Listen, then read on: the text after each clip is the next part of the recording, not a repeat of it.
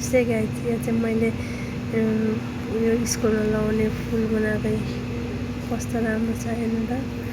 थरी थरीको बनाउनु मिल्दो रहेछ।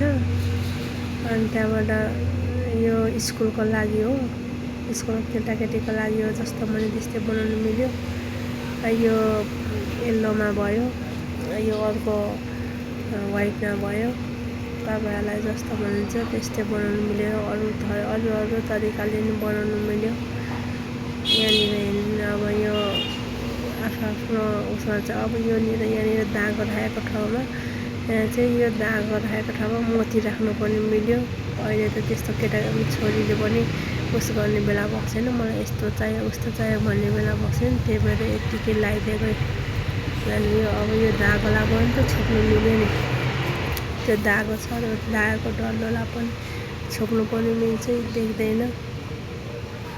देख्दैन अनि त्यत्तिकै राम्रो छ। अलि ठुलो भइसकेपछि अब मोती सोती लगाइदिएर बनाउनु पर्यो। अहिले त छैन त्यस्तो